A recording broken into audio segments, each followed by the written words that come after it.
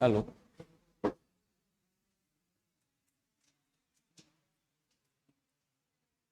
ठीक है, तो शुरू करते हैं हम लोग।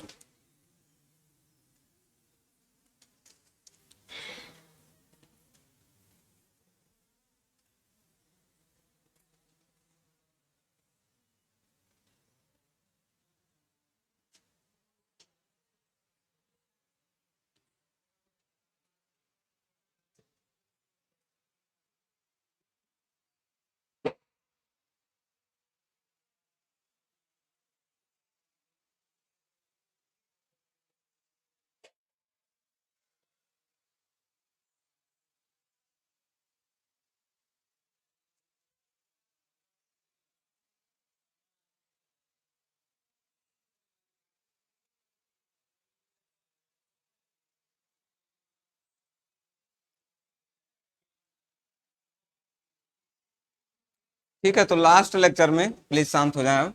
1 घंटा पूरा आप रोल देखते चलें। ये वाला मैंने बताया था, बहुत इंपॉर्टेंट है। प्लीज आप, वीडियो भी अवेलेबल रहता, बाद में आप स्क्रीनशॉट ले लिया करो, कभी ना नोट कर पाए हो, क्योंकि अब यहाँ नोट एकदम से कराने का वो नहीं है। स्क्रीन पर दिखेगा, आप वीडियो भी बाद में स्क्रीनशॉट ले लेना। तो ये बहुत इंपॉर्टेंट है, आप प्लीज ये समझ रहे हो कौन सा है। ये ऐसे वर्ब हैं जिनके बाद आपको अगर वर्ब डालना होता है तो जीरंड फॉर्म आता है।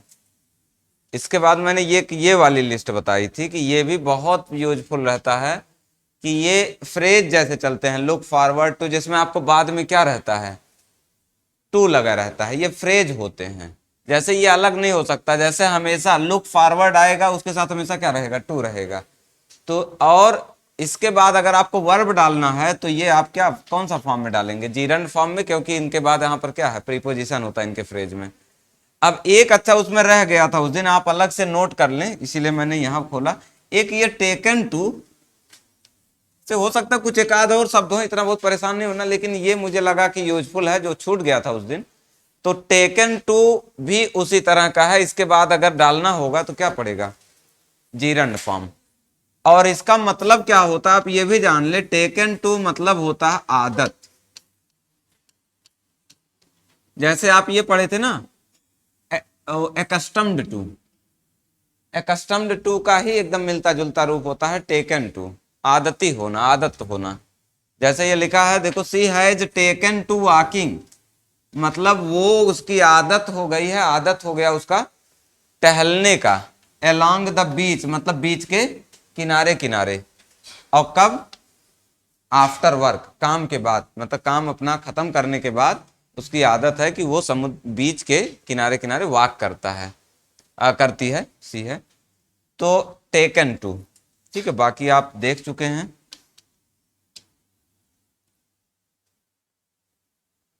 अच्छा, बढ़ते हैं आगे।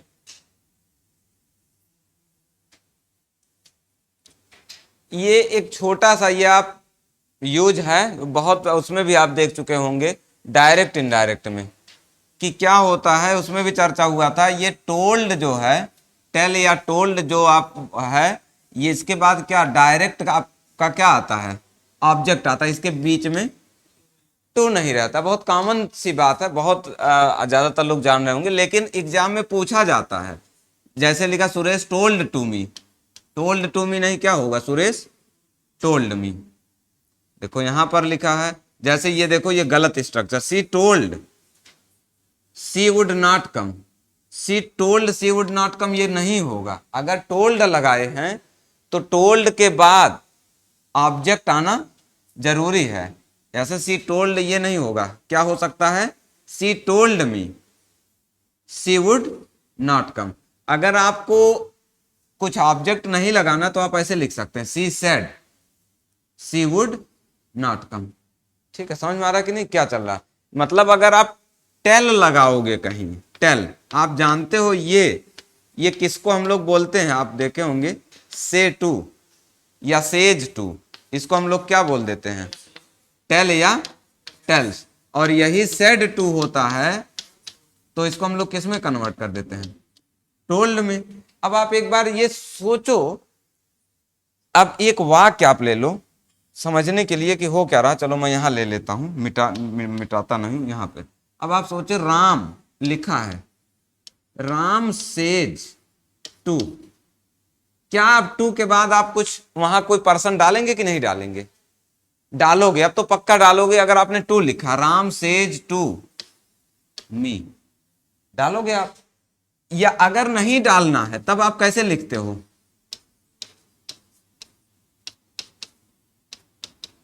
यही तो डायरेक्ट इनडायरेक्ट में ऐसे तो वाक्य पढ़ते हैं आप। एक क्या रहता है जिसमें ऑब्जेक्ट नहीं दिया रहता है, आप ऐसे बोल देते हैं Ram says the earth moves round the sun, ठीक है। और अगर आप टू लगाते हैं तो पक्के तौर पर टू के बाद क्या मिलता है? बिना तो टू लगाकर छोड़ नहीं सकते आप वाक्य। तो इससे आप समझो कि सेज टू को रिप्लेस किससे कर दिया जाता है? टेल्स से। इसका मतलब है कि जब वो तभी टेल्स लगाएंगे जब टेल के बाद क्या मिल जाएगा आपको? हमेशा मिलेगा ऑब्जेक्ट, मतलब कोई पर्सन मिलेगा। इसलिए ये बोलते हैं हम लोग कि टोल्ड ऐसे केस में ही लगेगा जिसके बाद क्या लिखा रहता है? कोई आगे पर्सन रहता है। और अगर नहीं है तो ऐसे डायरेक्ट नहीं लिखेंगे, she told she would not come. यहां टोल्ड के बाद ऑब्जेक्ट गायब है, कोई पर्सन होना चाहिए था। अब देख लो एक बार, क्या क्लियर है? दो बातें हैं कि टोल्ड तभी लगेगा, मतलब अगर टोल्ड लगाए हैं तो पर्सन का नाम देना जरूरी है, कोई ऑब्जेक्ट होना चाहिए जिसको आप बता रहे हैं। और दूसरी बात, उसके बीच में क्या नहीं रहेगा? टू नहीं रहेगा। ठीक बात है, ये दो चीजें हैं। ठीक है, ये टेल वाले केस में आपको ध्यान रखना है। अगर सेड से लगाएंगे तो आप डायरेक्ट लिख सकते हैं, बिल्कुल सेड के बाद कोई लगाना जरूरी नहीं। सी सेड, अब दैट छुपा है यहां पर, she said that she would not come. आगे बढ़ता हूं। ये 2-3 दिन 4 दिन ये पूरा चलता रहेगा। ये बहुत अच्छा है आपके लिए कि पूरा खत्म नहीं भी होगा। वैसे मुझे लग रहा है कि अब देखो क्या होता है कि 10+2 का हो भी पाता है कि नहीं पेपर, तो डाउटफुल है। सब बंद हो रहा है सब जगह पर, हो जाता है तो हो जाता है, नहीं तो कोई बात नहीं। हम लोगों का काम है कि हम लोग तैयारी अपनी रखें, बाकी होता है कि नहीं होता है बात की बात है।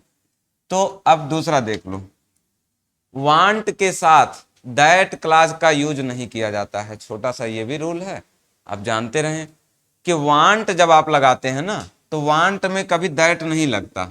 जैसे ये लिखा आई वांट दैट, मैं चाहता हूं कि यू शुड मीट हिम, कि आप उससे मिल लेते। तो वांट में दैट नहीं लगाते, वांट में हमेशा क्या जुड़ता है?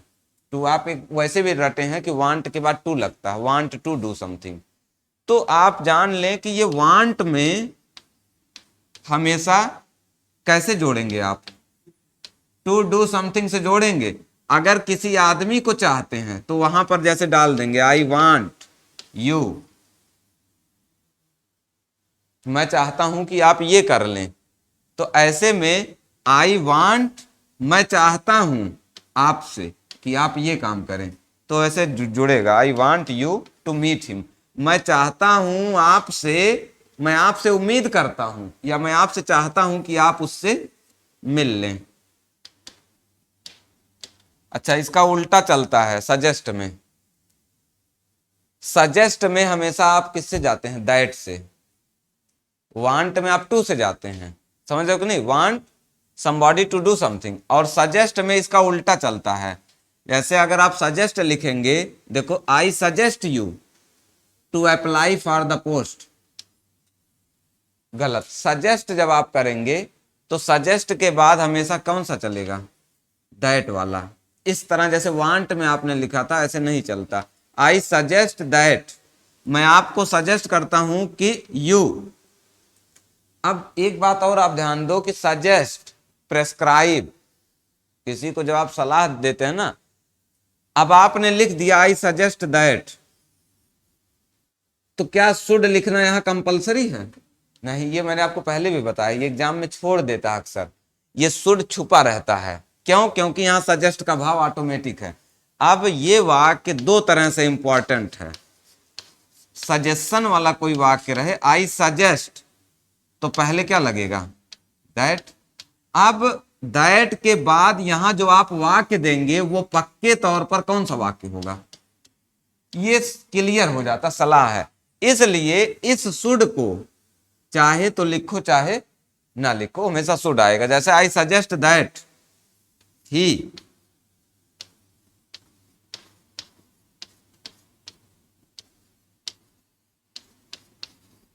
ये एग्जाम में देता है, कब कई लोग यहाँ कंसल्ट कर देते हैं, बड़ा अच्छा दे देता है क्वेश्चन। मैं सलाह देता हूं कि वो डॉक्टर को उसको डॉक्टर को दिखा लेना चाहिए, यही तो है सलाह दे रहे हैं। मैं सलाह देता हूं कि उसको डॉक्टर को दिखा लेना चाहिए, लेकिन वो जाता नहीं है। ऐसा अक्सर बोलते हैं ना, मैंने उसको कई बार सलाह देता हूं। तो मैं सलाह देता हूं कि उसको डॉक्टर को दिखा लेना चाहिए। यहां पर छुपा क्या है, यहां पर शुड आपका छुपा हुआ है, जो एग्जाम में पक्के तौर पर हटा देगा। वो टेस्ट करने के लिए शुड लगा भी सकता है, हटा के भी दे सकता है।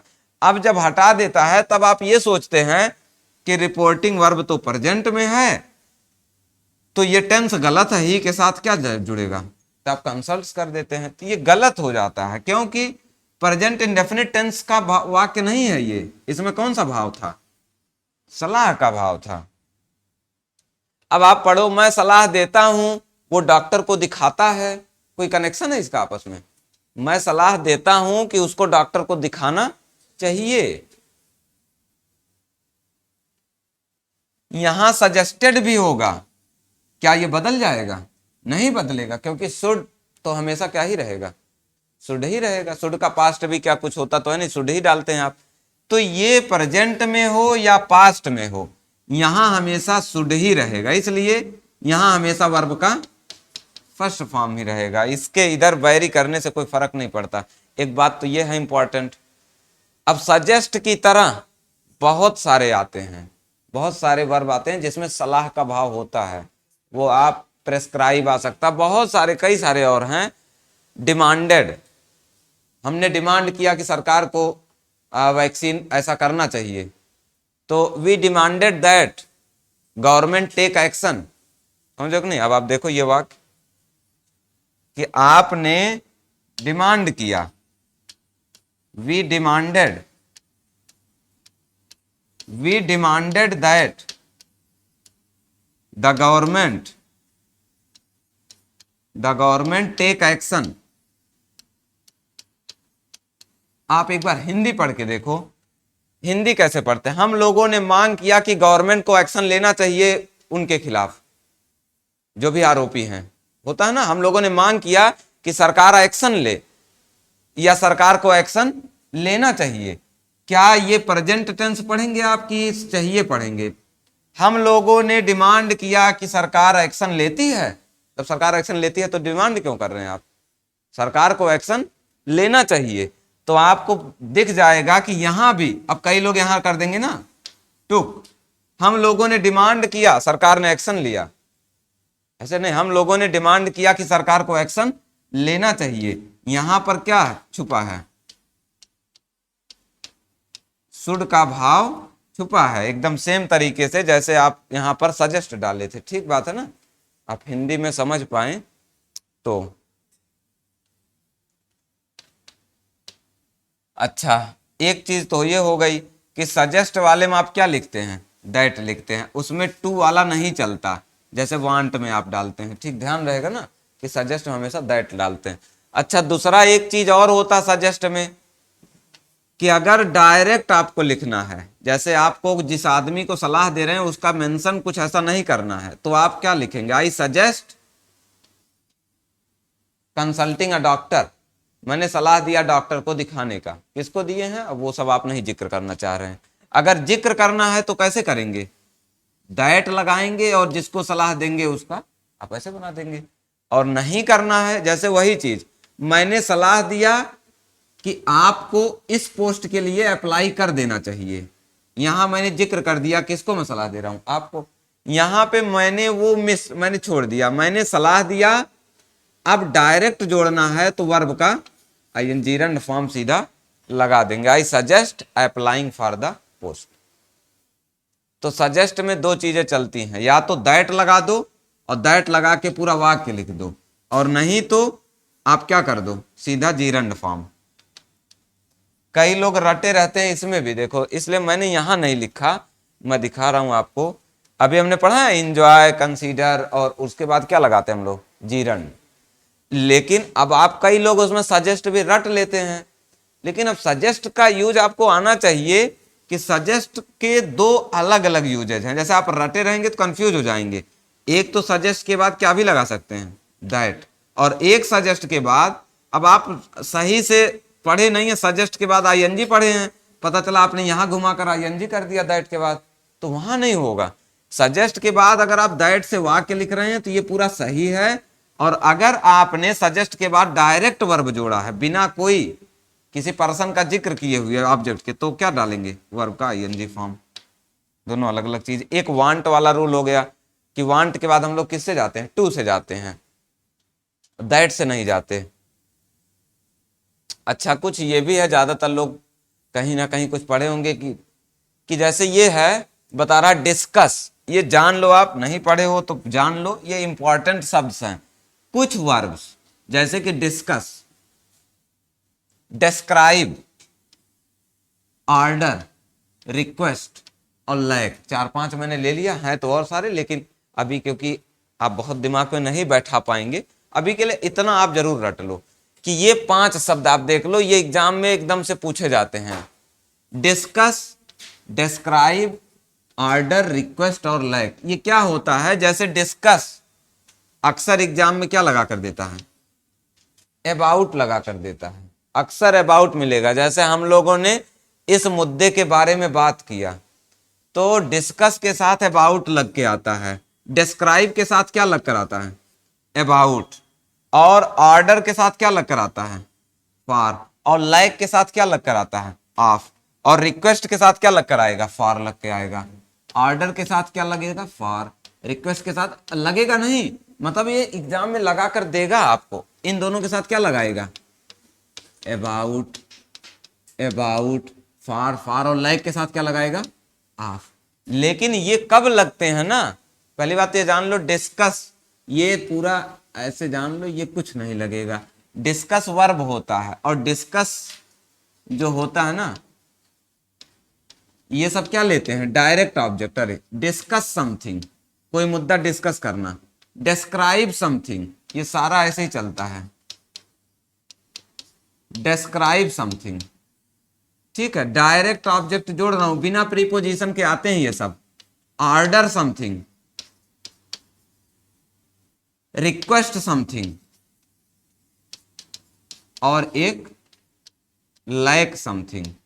ये यहां पर एग्जाम में क्वेश्चन देता है प्रीपोजिशन लगाकर, आप इतने शब्द जानते रहें कि इनके बाद कोई प्रीपोजिशन नहीं लगता, ये वर्ब में होते हैं। हाँ, जब नाउन फॉर्म में आते हैं तो लगता है, लेकिन डिस्कस का नाउन फॉर्म डिस्कस नहीं होता, डिस्कशन हो जाता है। डिस्कस का नाउन क्या हो जाता है, डिस्कशन। लाइक का नाउन लाइक ही होता है। ऑर्डर का नाउन भी क्या होता है, ऑर्डर ही होता है। और डिस्क्राइब का डिस्क्रिप्शन हो जाता है, तो वो बदल जाता है, कुछ में वही रहता है।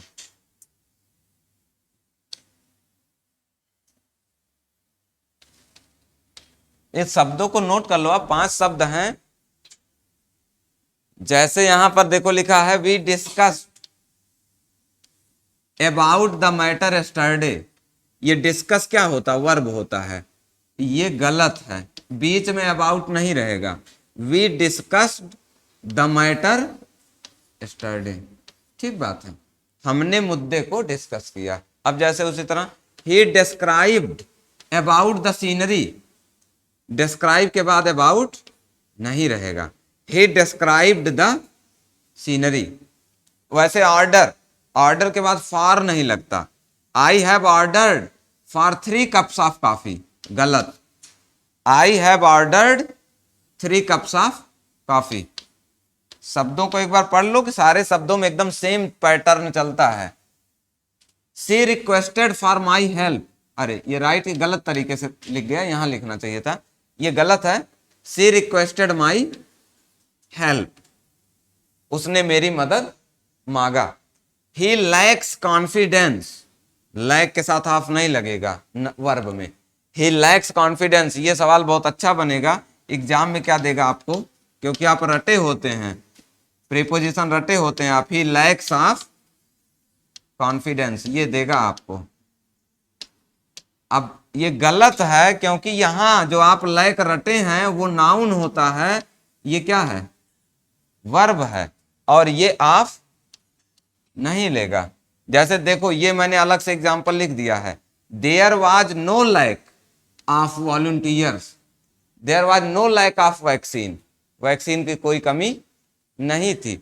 यहां पर आपको दिख रहा होगा ये वर्ब है कि नाउन, ये नाउन है, और ये क्या है, वर्ब है। तो जब नाउन है तो क्या लेगा, ऑफ, ये सही है। अब देखो, ये देखो, order, your order for burger and Coke, burger और कोक, अरे ये क्या है, योर ऑर्डर, यहां ऑर्डर क्या है, नाउन है, तो क्या लेगा, फॉर लेगा, सही है। ठीक है, यहां पर देखो ये ऑर्डर क्या था, वर्ब था, इसलिए कोई भी प्रीपोजिशन नहीं लेगा। ठीक है, 5 है, आप बैठा लो दिमाग में।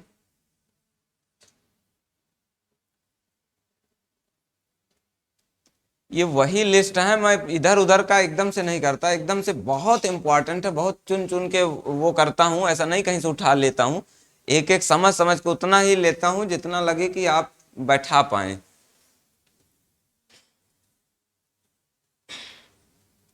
ठीक है, ये हो गया, 5 हैं, आप ध्यान रखना। अच्छा, अब हम लोग आ गए मेन उस पे, कंजंक्शन पे। आपका वहां पे कंजंक्शन वहां भी चलेगा, क्लास में भी। अब यहाँ भी मैं इंपॉर्टेंट पॉइंट बता दे रहा हूँ, वहां तो मैं आराम से पूरा बताऊंगा। अब यहाँ देख लेते हैं क्या क्या इंपॉर्टेंट पॉइंट होता है। पहला लिखा, except is not used as conjunction equivalent to unless, मतलब जैसे हम लोग अनलेस का प्रयोग करते हैं उस तरह से एक्सेप्ट का प्रयोग नहीं होता, उसके बराबर। आप जानते हैं अनलेस तो पढ़े होंगे आप, ये अनलेस क्या होता, कंजंक्शन होता है। अनलेस क्या होता है, कंजंक्शन। अच्छा, कंजंक्शन आप जानते हैं, जिनसे आप दो वाक्यों को क्या करते हैं, जोड़ते हैं। तो जैसे ये देखो एग्जाम्पल लिखा है, आई शैल नॉट कम, मैं आऊंगा नहीं, अनलेस यू नीड मी, अगर आपको मेरी जरूरत नहीं लगती है तो मैं आऊंगा नहीं। अनलेस में नॉट छुपा रहता है ऑटोमेटिक, जानते होंगे आप, अनलेस में नॉट रहता है, अनलेस के बाद वाले वाक्य में नॉट नहीं लगाते हैं। अब देखो लिखा है कि आपने डाला अनलेस, जैसे मैं अगर यही वाक्य लिख दूं, I shall not come unless you need me, ये तो सही है, लेकिन एग्जाम में आपको दे सकता है, कैसे देगा, कि आई शैल नॉट कम, और क्या दे देगा यहां पर, एक्सेप्ट यू नीड मी। ठीक है, एक्सेप्ट ऐसे नहीं चलता, एक्सेप्ट के बारे में आप जानते रहे कि एक्सेप्ट कंजंक्शन नहीं है, एक्सेप्ट क्या है, बल्कि प्रीपोजिशन है, एक्सेप्ट प्रीपोजिशन है। जैसे एवरीवन एक्सेप्ट राम, हर कोई आया, किसको छोड़कर, राम को छोड़कर। तो जो आप वो वाली लिस्ट पढ़े हैं कि इधर और neither not, not only but also, और ये सब को छोड़कर बाकी सब में जैसे आता है, उसमें क्या, including, excluding, except, with, together with, along with, ये सब क्या है, प्रीपोजिशंस हैं।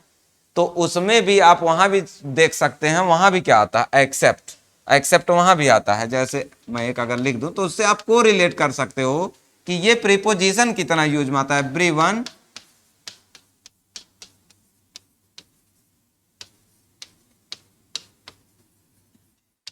हर कोई था, किसको छोड़कर, राम को छोड़कर। इसमें सब्जेक्ट क्या जाएगा अपना, एवरीवन, भले से वो एवरीवन भी क्या है, सिंगुलर है, वो अलग बात है, लेकिन इसका सब्जेक्ट क्या है, एवरीवन है। राम को छोड़कर हर कोई वहां मौजूद था। तो ये जानते रहे आप कि एक्सेप्ट जो है आपका क्या होता है, प्रीपोजिशन होता है, ये कंजंक्शन नहीं होता है। अगर लगाएंगे, अगर यहां एक्सेप्ट आप भरेंगे, एक्सेप्ट के बाद आप वाक्य लिख नहीं सकते, और आपका क्या हो जाएगा, गलत हो जाएगा। अच्छा, एक दूसरा एग्जाम्पल देख लो आप, अनलेस इट रेन्स, कि अगर, इसमें कैसे पढ़ते हैं ध्यान देना, अनलेस मतलब होता अगर, अगर नहीं वाला भाव होता है अनलेस में, इफ नॉट, अनलेस का क्या भाव होता है?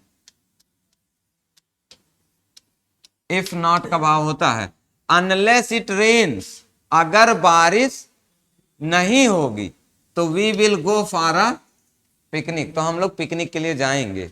अगर बारिश नहीं होगी, तो ये सही लिखा है। अब इसमें और क्या एक बात ध्यान देना होता है, अनलेस में आप प्लीज एक बात ध्यान दें, मैं फिर से वाक्य लिख दे रहा हूं कि आप अनलेस पर अलर्ट रहें। अनलेस इट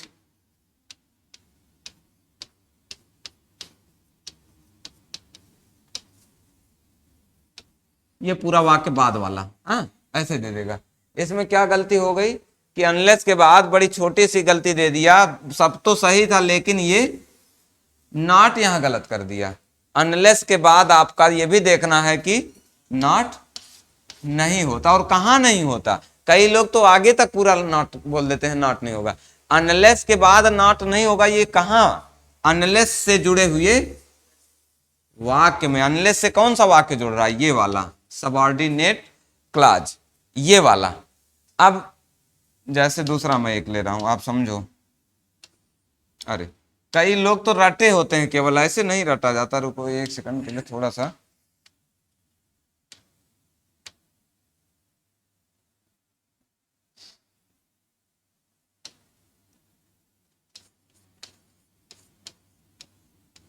अब ज्यादा बढ़िया दिख रहा है। वो मोटा करने से बहुत दिक्कत, लिखने में लिखावट अच्छी नहीं रहती। Unless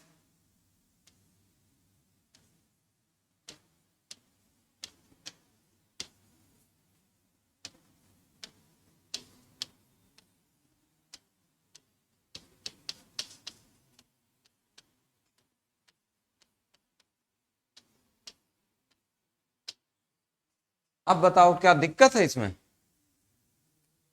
unless you work hard you will not succeed. अगर आप मेहनत नहीं करोगे तो आप सफल नहीं होगे। एकदम सही लिखा है वाक्य। तो अब कई लोग रूल जो रट के चले गए केवल कि अनलेस में निगेटिव नहीं होता, आधा अधूरा जानकारी। अनलेस में निगेटिव नहीं होता, अरे अनलेस में कहां निगेटिव नहीं होता? तो जब वो देखेंगे अब उनको रूल ध्यान आएगा कि अनलेस में निगेटिव नहीं होता। अब आप हिंदी उंदी कोई मतलब नहीं है, आपने बस रूल रटा है।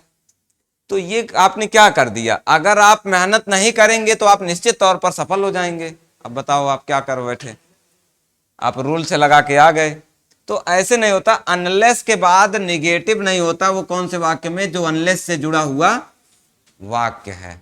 ठीक है, तो ये ध्यान रखना है। अच्छा, अब इसी अनलेस को एक चीज और आप देख लें, क्या मैं इफ नॉट से बना सकता हूं? बिल्कुल बना सकता हूं। आप ध्यान दें कैसे लिख सकता हूं। इफ इट, क्या आप मुझे निगेटिव करना पड़ेगा? इफ नॉट मैं करूंगा। If it does not rain, तो क्या मैं आगे वाला यहां उठाकर लिख दूंगा? बिल्कुल वही बात है। If it does not rain, अगर बारिश नहीं होगी तो हम लोग पिकनिक पर जाएंगे। कोई अंतर नहीं इसमें। आप अंतर समझने की कोशिश करोगे भी मत कि इनमें कोई अंतर है। चाहे आप इफ नॉट से लगा दो, चाहे अनलेस से लगा दो।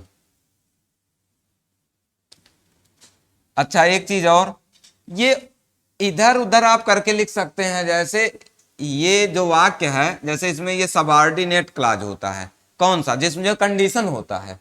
कंडीशन किसमें है? कंडीशन वाला वाक्य कौन सा? अनलेस। इससे कंडीशन डाली गई है। जो कंडीशन डाला जाता है वो कभी मेन वाक्य नहीं होता, सबऑर्डिनेट क्लॉज बोलते हैं। जो सबऑर्डिनेट होता है इसका मेन वाक्य कौन सा है? ये है। तो अब आप देखो, आपने अनलेस को किस रूप में लगाया? कंजंक्शन। कंजंक्शन से जोड़ रहे थे। अब अगर आप इस कंजंक्शन को पहले ही लिख दिए हैं और मेन वाक्य कहां लिख रहे हैं? बाद में, तो यहां बीच में क्या लगा देते हैं आप? कामा लगा देते हैं, जिससे वाक्य जुड़ जाता है। कोई बहुत वो नहीं है। आप देखो इसको आगे पीछे कहीं भी लगा सकते हो। जैसे they will not come unless you invite them, वे आएंगे नहीं जब तक आप उन्हें इनवाइट नहीं करोगे। ये देखोगे आप, अनलेस वाला वाक्य कहां लगा है? उधर लगा। अब क्या यहां बीच में कामा लगाएंगे? कामा क्यों लगाएंगे जब बीच में अपना क्या आ गया? बीच में जो वाक्य जोड़ रहा था वो कंजंक्शन खुद ही आ गया, तो कामा लगाने की जरूरत नहीं है यहां। हाँ, अगर आपने अनलेस यहां लगा दिया है तो बीच में वाक्य जोड़ने के लिए आप क्या कर देते हो, कॉमा लगा देते हो कि ये हो जाता। इसी को आप उल्टा भी लिख सकते थे, जैसे कैसे लिख देते, we will go for a picnic. कोई कंफ्यूजन नहीं होना चाहिए, we will go for a picnic unless it rains. ऐसे लिख दो चाहे वैसे लिख दो, आगे पीछे कोई फर्क नहीं है, बशर्ते अगर अनलेस बीच में पड़ेगा तो ये कामा लगाने की गुंजाइश को खत्म कर देता है। और अगर आपने अनलेस को शुरू में लगा दिया है तो आप यहां पर वाक्य के लिए कामा लगा देते हैं। ठीक है, एकदम उसी तरह से इफ वाले से भी आप कर सकते हो। बस इसमें इतनी बात थी, आगे बढ़ते हैं। अच्छा, विदाउट भी आप जानते होंगे ये कंजंक्शन नहीं होता। विदाउट क्या होता, प्रीपोजिशन। तो ये भी जैसे एकदम दिया है, देखो देखो आप, ये भी लिखा है कि use of without as conjunction equivalent to unless. मतलब विदाउट का प्रयोग किस रूप में, कंजंक्शन के रूप में, और किसके बराबर, अनलेस के equivalent. Is now bad English, मतलब ये खराब इंग्लिश है, ये ग्रामर के दृष्टिकोण से गलत है कि आप विदाउट का यूज किस रूप में करें, अनलेस के रूप में। जैसे अनलेस यू अपोलोजाइज, अगर आप माफी नहीं मांगेंगे तो आई शैल पनिश यू, तो मैं आपको पनिश करूंगा। ठीक बात है, एकदम सही लिखा है, अगर आप माफी नहीं मांगेंगे तो मैं आपको पनिश करूंगा। अब देखो यहां के, अरे ये typing error, without you apologise I shall punish you. तो आपको ध्यान में आना चाहिए कि विदाउट के बाद आपको क्या दिख रहा है, ये वाक्य लिखा है कि नहीं, वाक्य लिखा है। तो ये एक्चुअली प्रीपोजिशन है, ये अनलेस क्या था, कंजंक्शन, इसके बाद वाक्य वैलिड था, इसके बाद वाक्य लिखना उचित नहीं है, ये गलत हो जाएगा। ठीक है, जैसे आपने एक्सेप्ट पढ़ा उसी तरह विदाउट भी है। बस आप इतना समझें कि ये विदाउट और क्या, एक्सेप्ट, ये दोनों महज क्या हैं, प्रीपोजिशन है। इनके बाद कभी वाक्य नहीं आएगा, वाक्य लगाने की कोशिश करेंगे तुरंत गलत हो जाएगा। अब देखो यहां भी लिखा है you would, you won't, will not लिखा है, ये you will not succeed unless you work hard. अगर आप मेहनत नहीं करोगे तो आप सक्सीड नहीं करोगे। You will not succeed without you work hard. अब अगर विदाउट लिखना था तो आप कैसे लिख सकते थे, विदाउट, क्योंकि ये प्रीपोजिशन है। अब इसके बाद आप जोड़ सकते थे वर्ब का gerund form, without working hard, बिना कठिन परिश्रम किए आप पास नहीं हो सकते। अगर विदाउट लिखना था तो विदाउट के बाद, क्योंकि ये प्रीपोजिशन होता है, इसके बाद आप वाक्य नहीं लिख सकते, आप ज्यादा से ज्यादा कोई फ्रेज लिख सकते हैं। तो विदाउट वर्किंग हार्ड।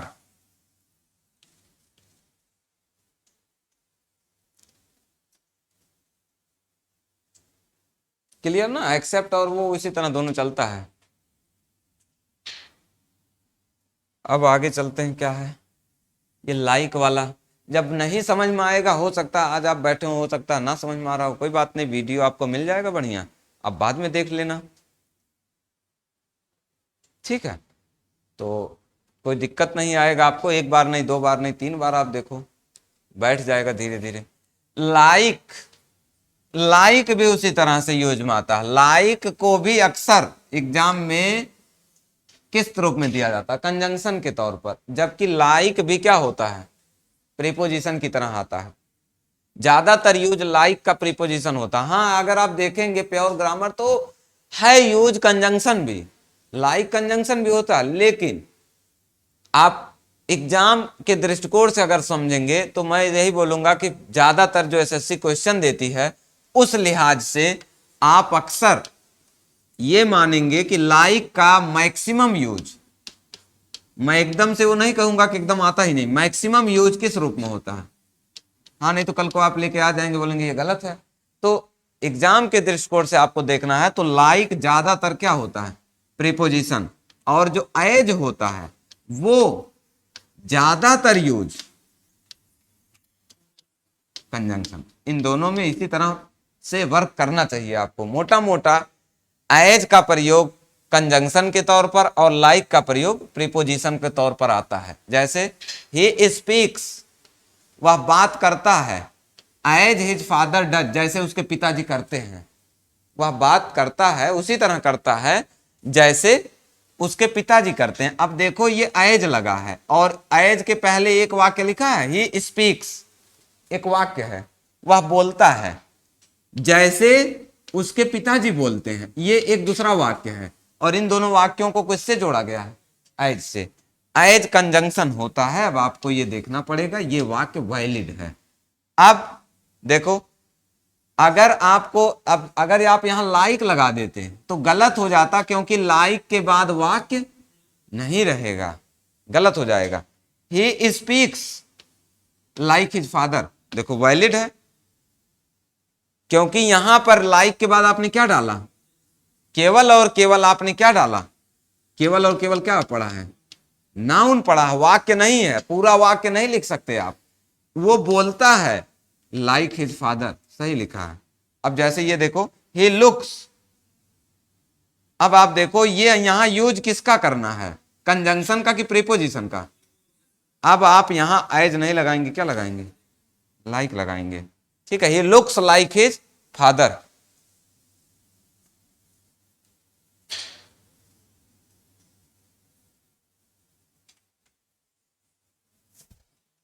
इसी तरह से ये यूज एक डायरेक्टली का है। वैसे तो मैंने बहुत नहीं देखा, बहुत इसका यूज नहीं है, लेकिन आप जान लें कि ये डायरेक्टली जो है एज सुन एज का रिप्लेसमेंट नहीं होता। एज सुन एज मतलब क्या होता है? ज्यों ही। एज सुन एज भी क्या होता है? कंजंक्शन होता है। एज सुन एज, ज्यों ही। अब इसकी जगह लिखा कभी कभी डायरेक्टली आता है, क्योंकि मैंने तो एग्जाम में देखा नहीं अभी तक, बहुत ज्यादा नहीं है ये। अच्छा, as soon as the session of 1999 commenced, जैसे ही 1999 का सेशन शुरू हुआ, जैसे ही सेशन शुरू हुआ, the government was pressed, government के ऊपर दबाव डाला गया, to do something for the unemployed, बेरोजगारों के लिए कुछ करने के लिए दबाव डाला गया। जैसे ही 1999 का सेशन शुरू हुआ, वैसे ही गवर्नमेंट के ऊपर दबाव डाला गया। अब ये आप जानते रहो, ये एज क्या होता है? एज सून एज होता है। अब एग्जाम में देखो, ये आपका CHSL का क्वेश्चन है। सून एज ही सा the policeman he ran away, ज्यों ही उसने पुलिसमैन को देखा त्यों ही वो भाग गया। गलती क्या है? एज सून एज होता है। ठीक है, छोटा सा पॉइंट, एज सून एज। इससे दो वाक्य आपका जुड़ता है। कैसे जुड़ता है? ज्यों ही उसने ये किया त्यों ही ये हो गया। देखो यहां देखो, all the students run out of the classrooms, सारे बच्चे क्लासरूम से भाग गए, निकल गए। As soon the bell rings, ये गलत है ना? एज सून एज, बस आप ये जानते ना, इस पर क्वेश्चन आता है।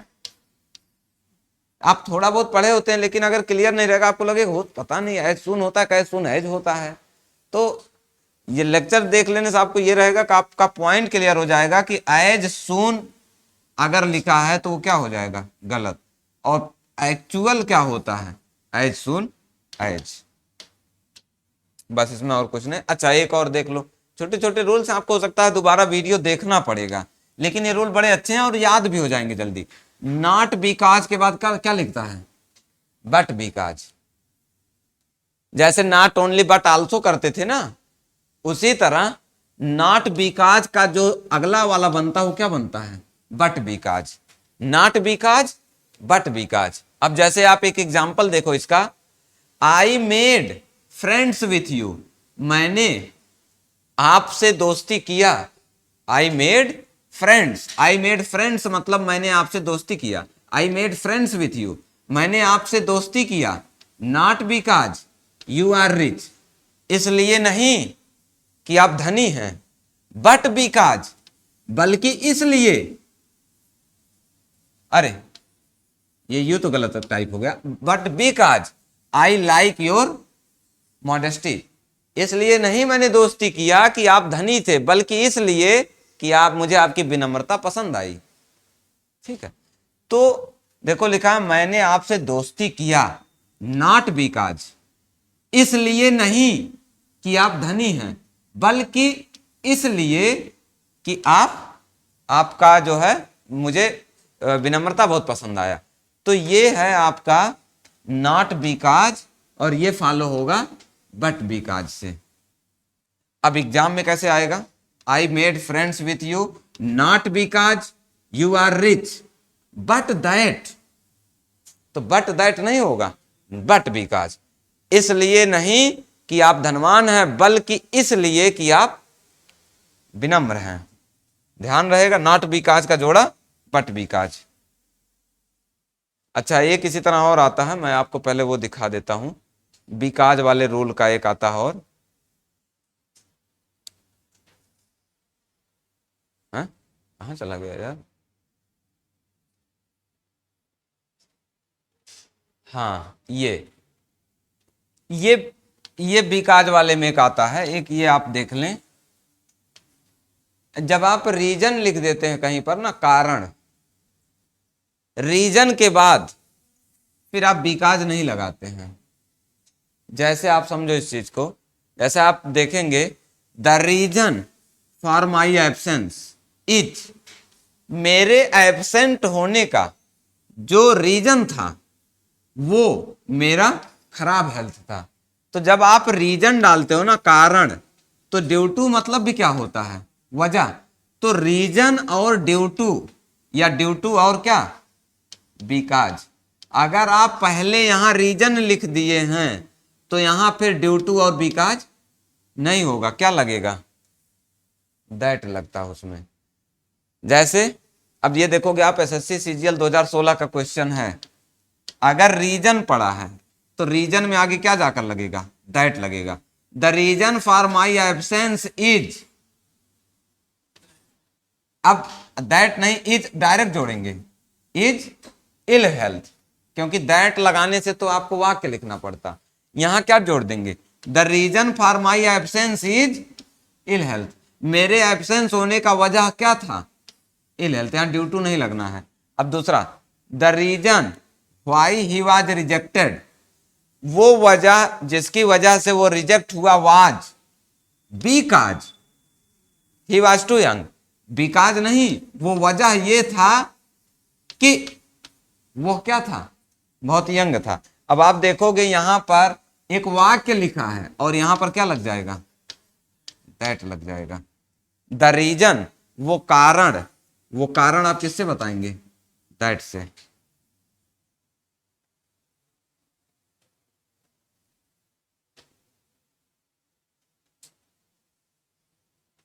ये 2005 में आया है, एसएससी सेक्शन ऑफिसर ऑडिट।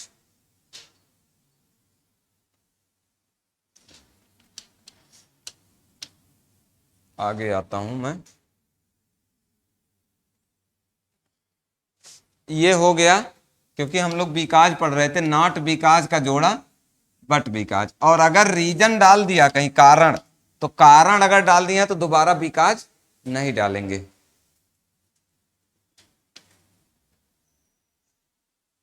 जैसे मैं एक और एग्जांपल इसमें ले लेता हूं, आप एक बार और देख लें इत्मीनान से।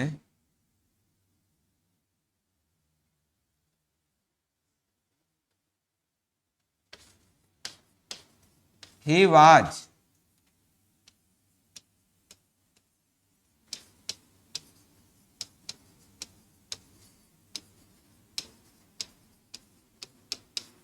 ये एकदम सही लिखा है, ही वाज एब्सेंट, वह एब्सेंट था क्योंकि बीमार था, एकदम सही है, कोई दिक्कत नहीं। लेकिन अगर आप लिखेंगे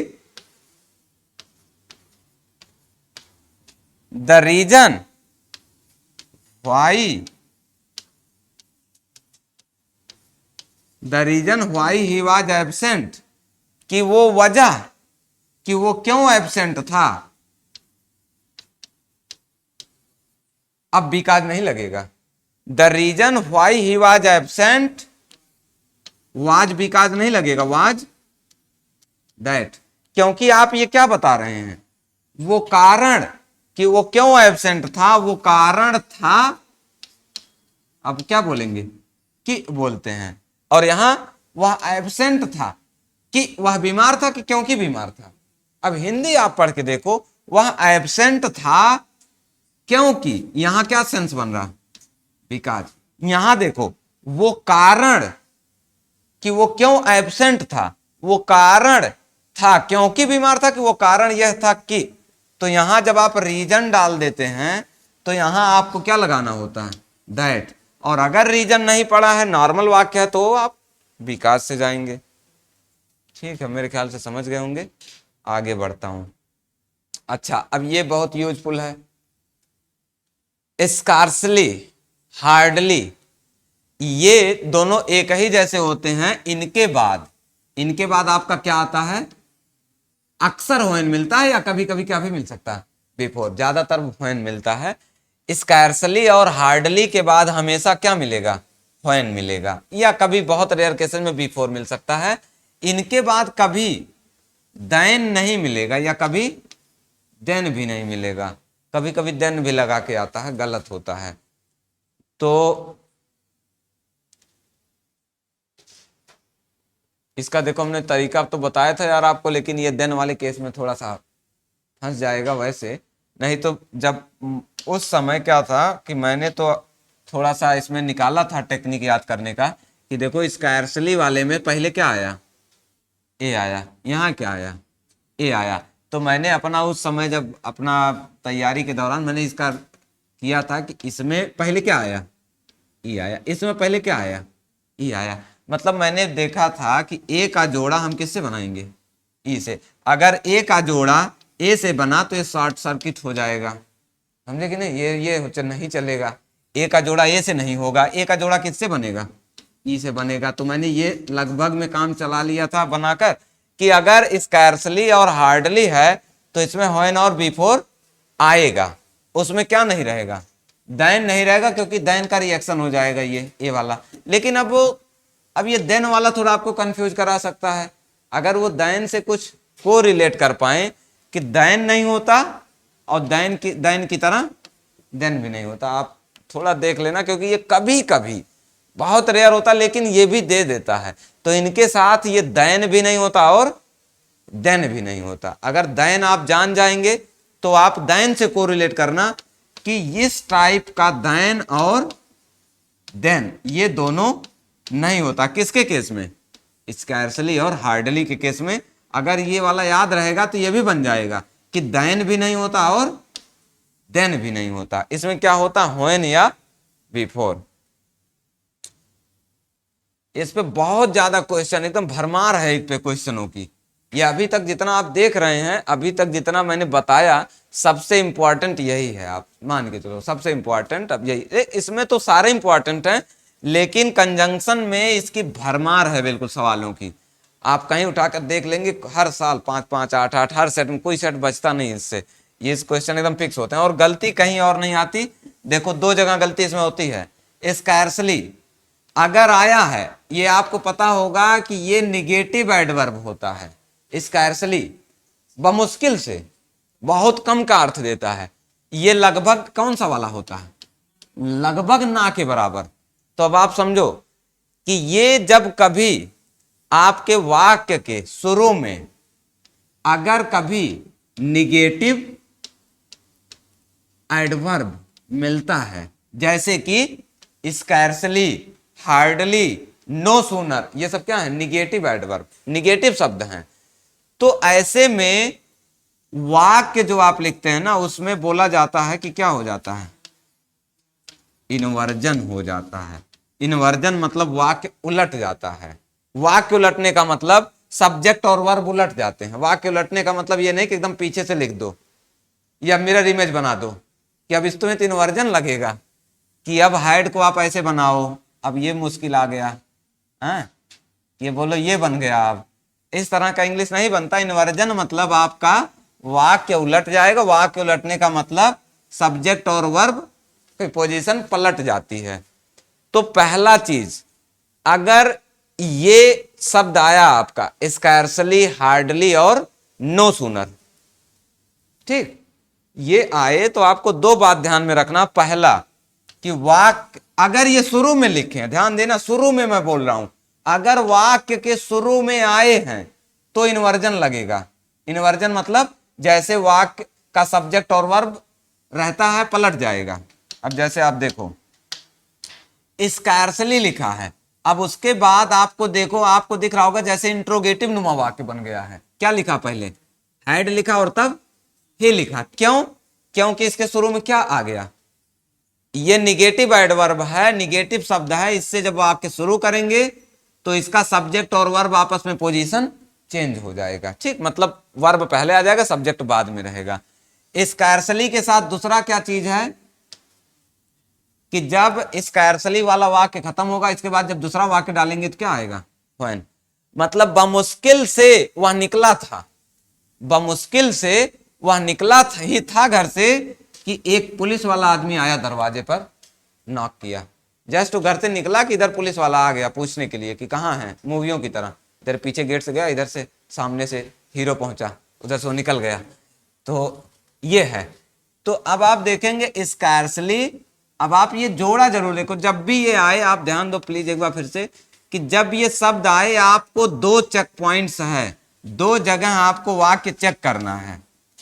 पहला कि वाक्य में इन्वर्जन लगा है कि नहीं लगा है, तुरंत देखो। और दूसरी कि इनका जोड़ा, इनका जो पेयर है,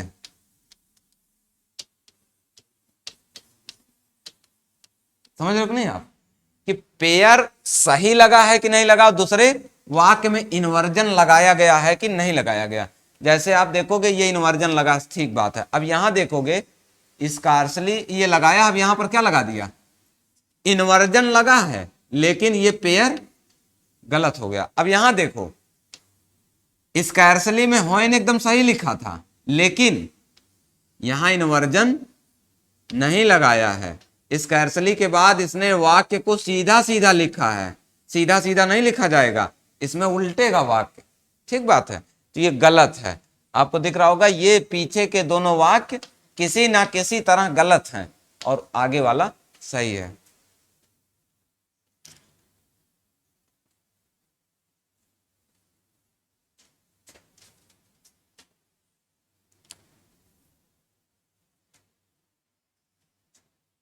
इसको बेहतर ये तरीका रहेगा कि आप एग्जाम्पल्स ऐसे नोट तो नहीं कर पाएंगे क्योंकि बहुत ज़्यादा है, नोट करेंगे तो फिर नोट ही करते रहेंगे, वीडियो पड़ जाएगा आराम से आप रूम पे, लेकिन नोट कर लेना दोबारा। जब एक बार आप देखोगे और नोट कर लोगे तो आपका बढ़िया बन जाएगा पॉइंट, क्योंकि अब इतना रुक के तो बताया भी नहीं जा सकता। नो सूनर के बाद इसका जोड़ा क्या होता है, देन होता है। और फिर वही बात, वही ये आसान होता है याद करना, इसमें ई है और इसका जोड़ा कौन सा वाला चलेगा, ए वाला। ये काफी हद तक आसान है, वही एक देन वाले में आप ध्यान रखना।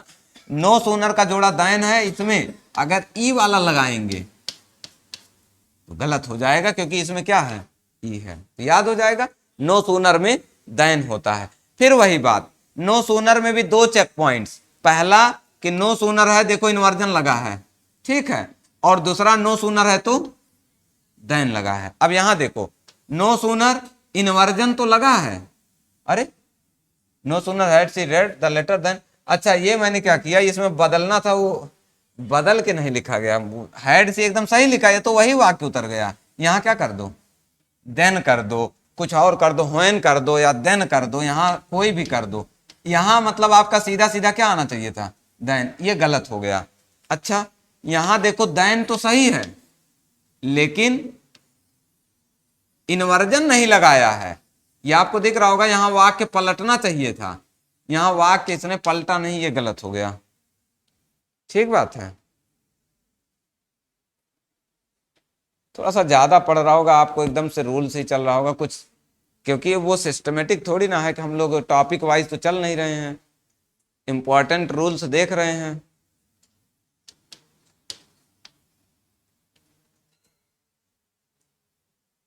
देखो प्रैक्टिस क्वेश्चन मैंने एक ले लिया है, इसमें एबीसी में आप देख के बताओ इसमें कौन सा वाला सही है, एक ही सही है इसमें।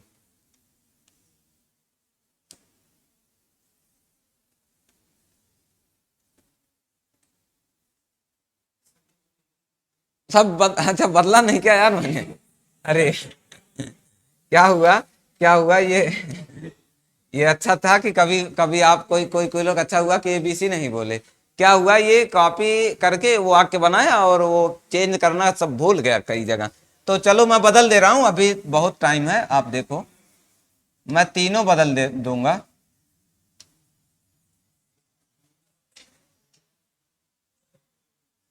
अब क्या होगा, अब आप तो जान गए होंगे यार, अब क्या बदलें। चलो कोई बात नहीं, अब आप जान गए, छोड़ो। अब मैं क्विज में डाल दूंगा।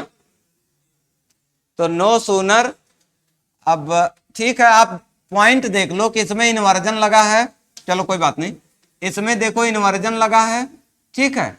और दूसरी बात, इसमें क्या भी लगा है, देन भी लगा है। अगर दोनों चेक पॉइंट्स पर सही है तो इस वाक्य में आप नो एरर लगा सकते हैं, वो नो एरर है। चलो कोई बात नहीं।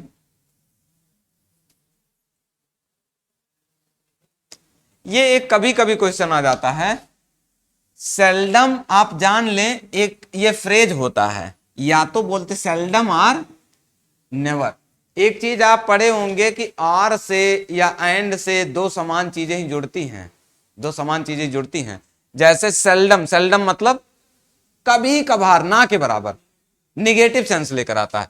तो इसके एवर, एवर इसके साथ नहीं लगा सकते, इसके साथ क्या लगेगा, नेवर लगेगा। सेल्डम मतलब वो मेरे घर कभी कभी आता है, या यूं समझे तो कह दो तो कभी नहीं आता है, साल में एक बार आना, कोई आना हुआ, तो सेल्डम और नेवर।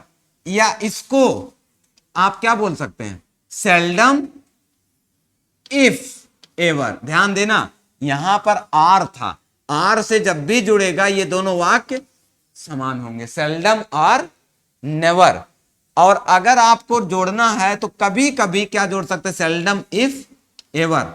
और सेल्डम और एवर ये गलत है, सेल्डम के साथ आर से कभी आप एवर नहीं जोड़ेंगे, क्या जुड़ेगा, नेवर जुड़ेगा। ये क्वेश्चन दे देता है। जैसे she seldom or never writes to us, मतलब अगर कहें तो वह मुझे कभी कभी पत्र लिखती है, या यूं कहें तो वो मुझे कभी नहीं लिखती पत्र। तो ये लिखा सेल्डम आर नेवर, ये एकदम सही यूज है। अगर आप इसको ये लिख देते, सपोज सी सेल्डम आर ईवर, तो ईवर से भाव गलत आ जाएगा, तो सेल्डम आर ईवर क्या हो गया, गलत। हाँ, बीच में आप क्या लगा दें, she seldom if ever goes to the pictures, भाव वही होता है कि वह कभी कभार, अगर कभी, ऐसे पढ़ते हैं इसको, वह कभी कभार अगर कभी जाना हुआ, तो उसमें बहुत रेयर, सब मिला के भाव वही होता है। आप बस याद कर लें कि सेल्डम अगर आएगा तो इफ एवर, और नहीं तो नेवर से चलता है।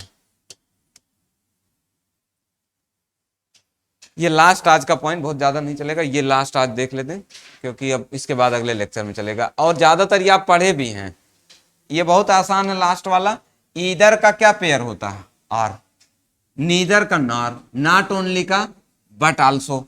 अच्छा, एक यही नहीं होता, केवल इसमें क्या होता है, अगर ईदर के बाद, ध्यान देना, ईदर और आर, पहली बात तो इसमें भी दो चेक पॉइंट्स होते हैं। पहला कि ईदर है तो क्या होना चाहिए, आर होना चाहिए।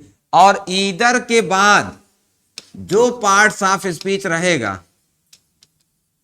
क्या रहेगा, जो पार्ट्स ऑफ स्पीच रहेगा वही पर यहां भी रहेगा। जैसे अगर यहां ईदर के बाद कोई क्या लगा है, कोई नाउन लगा है, तो आर के बाद भी क्या रहेगा, नाउन रहेगा। अगर ईदर के बाद वर्ब है तो आर के बाद वर्ब होना चाहिए। और अगर मैच नहीं कर रहा है तो इसका मतलब वो गलत है। और दूसरी चीज, पेयर तो होना ही चाहिए। जैसे यहां देखो, he lost not only his ticket but also his luggage. अब आप आराम से देखो, सारा चलता है, जैसे ईदर और का रूल वैसे नीदर और नार, वैसे नॉट ओनली बट ऑल्सो। आप पढ़ो, नॉट ओनली के बाद क्या लगा है, ये ध्यान दो, नॉट ओनली के बाद क्या लिखा है, टिकट। टिकट क्या कोई नाउन है, और बट ऑल्सो के बाद क्या लगा है, लगेज, ये भी कोई नाउन है। मतलब उसने खो दिया ना केवल अपना टिकट बल्कि अपना लगेज भी। ये बहुत एकदम समांतर है, बिल्कुल बढ़िया बैलेंस है वाक्य। उसने ना केवल अपना टिकट खोया बल्कि अपना लगेज भी खो दिया, एकदम सही लिखा है। अब आप देखो कभी क्या दे सकता था कि यही वाक्य मैं अगर ऐसे लिख दूं, ये वाक्य कैसे आएगा एग्जाम में, देखो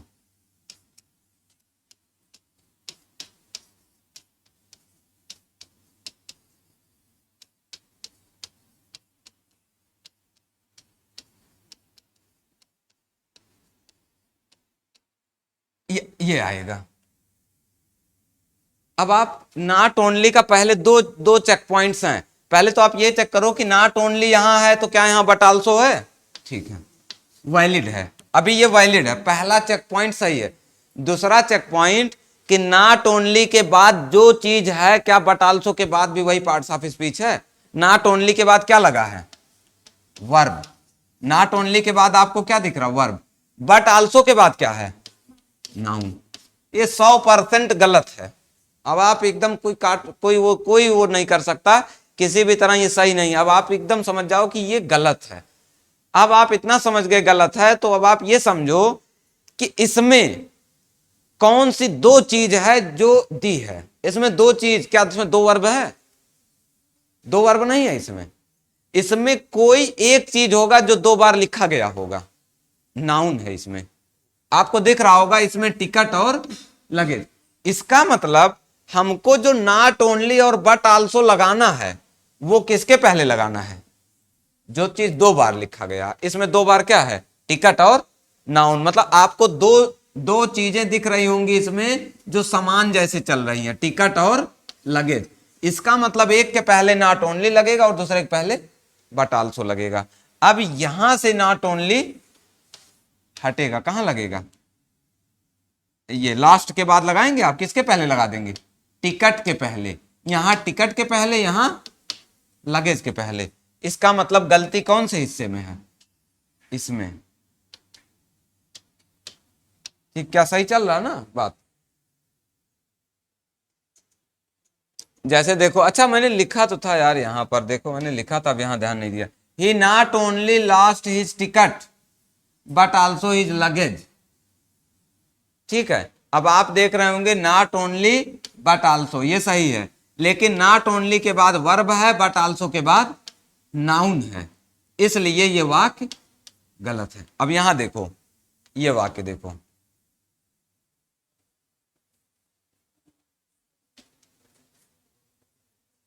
अब यहां आप ऐसे सोचेंगे कि तो नाउन तो है, लेकिन लेकिन भाव में फिर भी गलती है। अब एकदम से रूल नहीं आपको करना होता। जैसे कह रहा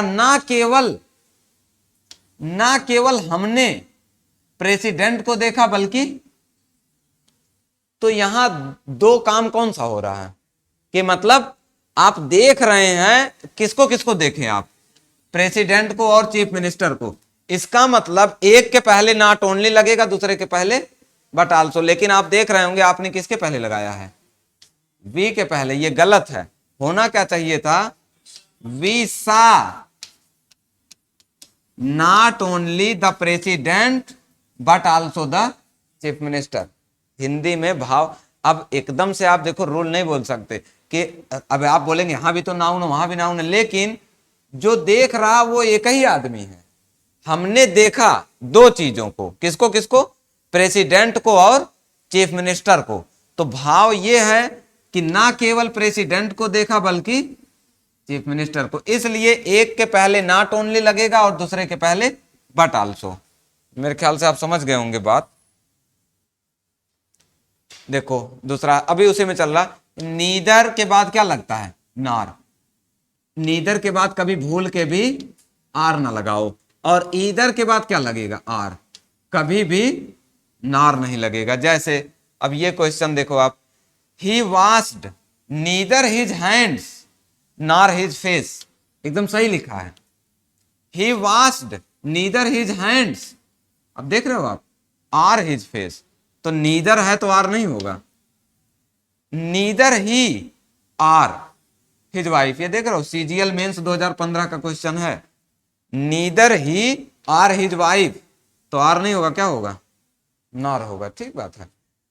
आई डोंट लाइक ईदर स्टीफन और पीटर, मुझे नहीं पसंद है स्टीफन और पीटर।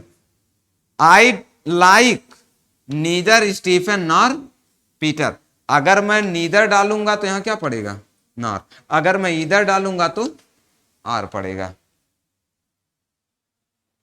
बस मुझे लगता है ये रीजन वाला मैंने बता दिया था आपको। ठीक है, अब कुछ जो बचा है अगले लेक्चर में हम लोग कवर करेंगे, क्योंकि टाइम भी हो रहा होगा ना, वो अगले लेक्चर में कवर हो जाएगा। वीडियो डल जाएगा। आप लोग रिवीजन वाला काम आराम से एक बार वीडियो देख लेना, क्योंकि ये 4-5 लेक्चर के बराबर का लेक्चर होता है, क्योंकि इसमें ऐसे रूल्स होते हैं जो मिस करना कतई उचित नहीं है, बहुत इंपॉर्टेंट है। और 10+2 के पहले एकदम से आपको जरूर देख के जाना चाहिए। चलो क्लोज करते हैं सेशन।